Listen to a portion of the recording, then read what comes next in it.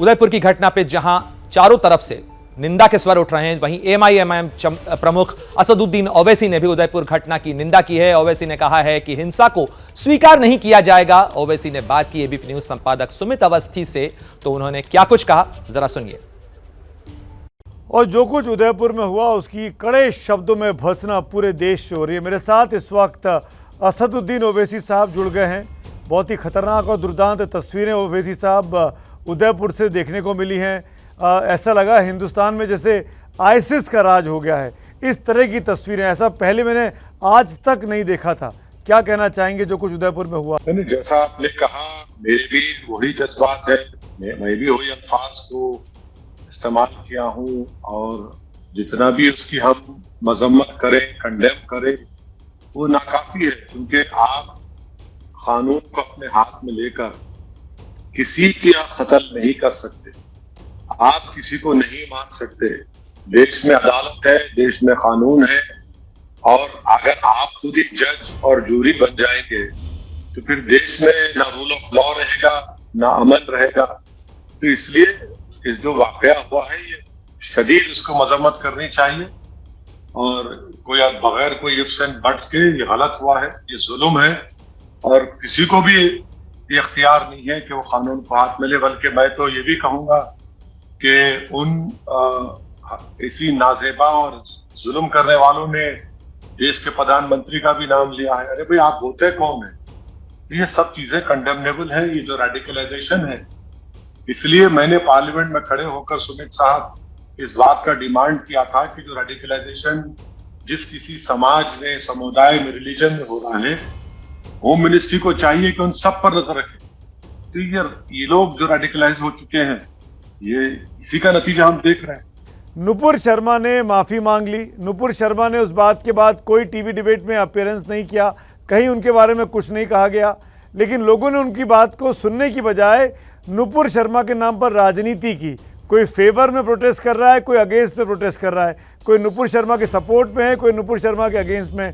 मेरा सवाल सीधा सा है कि जो लोग राजनीति कर रहे थे, जो लोग नुपुर शर्मा को लेकर दबाव बना रहे थे, क्या वो इस घटना के लिए जिम्मेदार नहीं है कि लोगों को उकसाते हैं, भड़काते हैं और फिर ऐसी घटनाएं हो जाती हैं जैसा उदयपुर में हुआ? देखिए, जब आप इस डिबेट को एनलार्ज कर रहे हैं, मैं तो ये सोच कर आया था कि आज वाकई की हम मजम्मत करेंगे, मगर आप इसको एनलार्ज कर दिए हैं। तो मुझे ये बताइए कि जुबैर को क्यों अरेस्ट किया आपने? 2018 का ट्वीट और 21 में कंप्लेन होती है, किसी और केस में लेकर जाते हैं। नुपुर शर्मा को सीआरपीसी आईपीसी के तहत अरेस्ट करिए। ये क्या बात है कि माफी, क्या माफी चाहिए उन्होंने? इससे पहले भी मैंने आपसे कहा था कि इफ्स एंड बट्स उन्होंने कहा, आप अरेस्ट करिए ना उनको। जुबैर का अरेस्ट भी कंडेमनेबल है। जुबैर को भी, जुबैर के साथ भी ज्यादती हुई, लेकिन असद साहब जुबैर का नाम लेके नुपुर शर्मा के नाम पे जो लोग राजनीति कर रहे थे, भाषणबाजी कर रहे थे, क्या वो जिम्मेदार नहीं है इस घटना के? किसने कहा था कि कानून को, किसने कहा था? मैं आपको कितने भाषण बताऊं? आप गुजरात को भूल जाते हैं। मैं आपको राजस्थान की मिसाल दे रहा हूं। क्या पीलू खान, रकबर खान की मौत भाषण से हुई थी सुमित साहब? इखलाक को मारा गया भाषण की वजह से क्या? आप समझिए हमारी इस बात को कि जो कट्टरपंथी लोग होते हैं, जो रेडिकलाइज हो चुके हैं, तो उनके लिए रूल ऑफ लॉ की इज्जत और अजमत नहीं रहती उनके दिल में। तो ये तो काम आपको मिलकर उनको कंडेम करना चाहिए। बिल्कुल। पीलू खान का नाम आज मत लीजिए, आज हम रियाज पर बात कर रहे हैं। रियाज और गौस ने आज की घटना को अंजाम दिया है और आईसिस जैसा वीडियो बनाया। ये कंडेमनल आपने किया, कंडेम किया, लेकिन ये लड़के ऐसे क्यों बने? इनको क्यों नहीं सुधारा गया? इनको रेडिकलाइज होने से रोकना किसका काम था? जो प्रीचर्स हैं, जो धर्म के गुरु हैं, उनका काम नहीं था क्या? हाँ, तो इसमें अगर आप जब ये कह रहे हैं तो धर्म गुरु दूसरे तरफ भी तो है। क्या यही का धर्म गुरु है क्या? इखलाक, पीलू खान, रकबर, जुनैद, ये सब कौन कौन सी बातें करो भाई? आप धर्म गुरु छोड़ दीजिए, संविधान और कानून का सेलेक्टिव इस्तेमाल मत करिए। जो लोग रेडिकलाइज हो चुके हैं उनको आप रूल ऑफ लॉ इंप्लीमेंट करिए ना। तो क्यों नहीं आपकी Rule of law community implement बाहर करिए। आती है और रेडिकलाइज लोगों को वापस लाती है? क्योंकि मैं आपसे आपकी कम्युनिटी के बारे में बात तो कर ही सकता हूं। आपकी पार्टी का नाम ही AIMIM है, जिसका मतलब ही है मुसलमानों की पार्टी है। तो क्या इन मुस्लिम भटके हुए लड़कों को रास्ते पे लाना, उनका रेडिकलाइजेशन को नॉर्मल वे में कन्वर्ट करना आपका काम नहीं है? आपका नाम सुमित अवस्थी है, तो क्या आप गुजरात में जो लोग ये हत्या की उनकी तायद कर रहे हैं क्या? आपका नाम सुमित अवस्थी है, तो क्या आप रकबर, पीलू खान, इखलाक को मारने वालों की तायद कर रहे हैं क्या? नहीं कर रहे हैं आप। मैं नहीं मानता उस बात को। इस बात को आपको समझने की जरूरत है। मैं ये इसीलिए बार बार आपसे पूछ रहा हूं क्योंकि आप एक कम्युनिटी को रिप्रेजेंट करते हैं, आप मेंबर ऑफ पार्लियामेंट असद भाई। इसीलिए ज़रूरी है कि आपकी कम्युनिटी के लोग आएँ और ऐसे लोगों को, भटके हुए लोगों को वापस मेन स्ट्रीम में लेकर आएँ। लेकिन हम कंडेमिनेशन नहीं सुनते हैं। हम नहीं सुन रहे हैं कि पूरी जमात एक साथ खड़ी और इन दोनों हत्यारों की आलोचना करे। आपको हम बता रहे हैं कि सबने इस हरकत की, इस जुल्म की, एक हॉरिफिक क्राइम को कंडेम किया है। कौन तायद में खड़ा है उसके बताइए आप। कौन तायद में खड़ा है? क्या आप देख रहे हैं कोई तायद में खड़ा है इन लोगों के जिन्होंने इस तरह का एक ग्रुसम मर्डर किया है? कोई नहीं। कोई नहीं किया है। तो आप ये कहिए। देखिए सुमित साहब, एक मिनट सुमित साहब, एक मिनट। बार बार आप समाज क्यों कह रहे हैं भाई? ये तो सबके लिए खतरा है ना। आप क्यों समाज से जोड़ रहे हैं? अगर आप समाज से जोड़ रहे हैं, किसकी जिम्मेदारी है? सुनिए, एक मेरी एक बात, प्लीज मेरी बात सुनिए, क्योंकि आवाज आपकी बराबर नहीं आ रही है भाई। अगर आप समाज की बात कर रहे हैं तो क्या आप पूरे समाज को ब्लेम कर देंगे?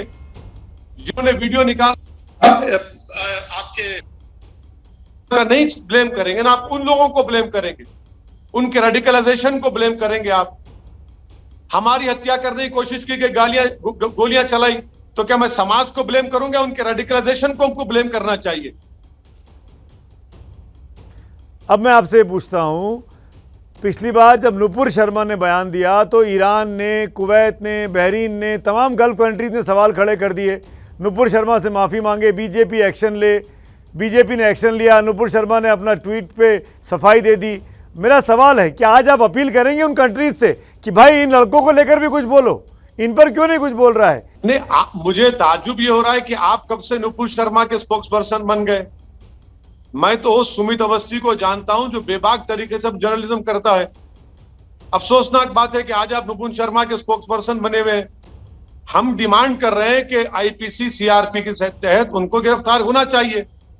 और मैं फिर से कह रहा हूं, हैदराबाद में एक बेवकूफ शख्स ने नुपुर शर्मा के कत्ल की इनाम रखा था और तेलंगाना की पुलिस ने, चंद्रशेखर राव चीफ मिनिस्टर की गवर्नमेंट ने उसको गिरफ्तार किया। अटेम्प्ट टू मर्डर हुआ, उसको जेल में अभी भी हो। असदुद्दीन ओवैसी के साथ ये सवाल जवाब का सिलसिला आप देख रहे थे, लेकिन एबीपी न्यूज़ की नज़र लगातार उदयपुर की स्थिति पर बनी हुई है। तमाम बड़े अपडेट्स आप सबसे पहले एबीपी न्यूज़ पर देख सकते हैं। लेकिन फिलहाल के लिए असद साहब का शुक्रिया और आप आगे के लिए देखते रहिए एबीपी न्यूज़।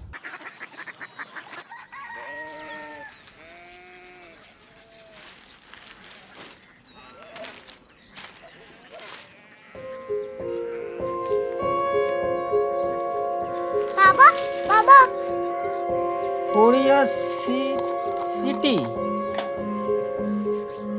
जानी ना।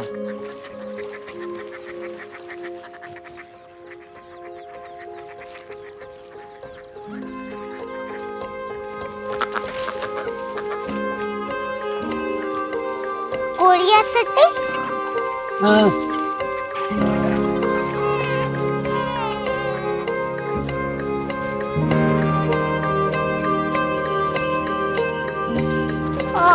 कोरिया सिटी कहाँ पे है? शहर अंग्रेजी लगे हैं।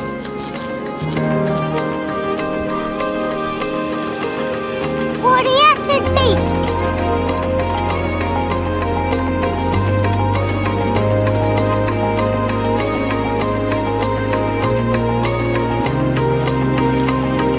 वो बहुत दूर है।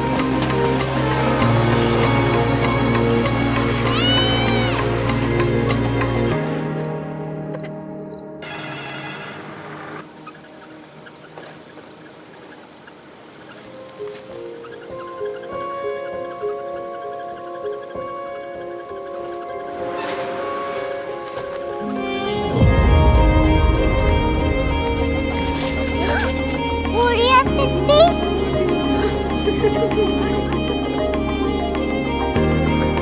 दुनिया को कुछ लोग बड़े होते हैं। क्यूरियोसिटी कहाँ है? प्रोफेसर साहब को पता होगा। हो, ये छोटा वाला ग्लोब लगता है और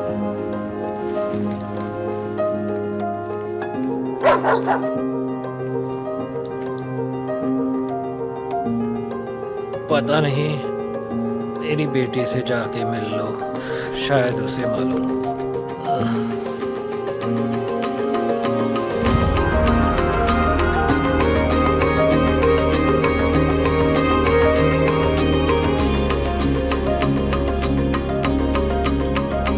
हाय,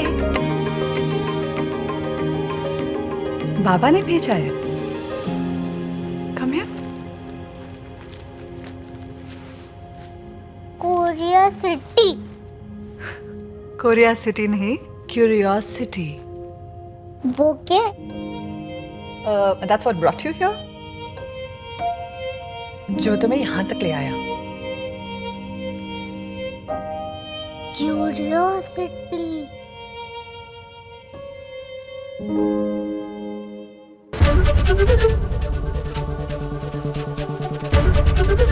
एबीपी न्यूज आपको रखे आगे।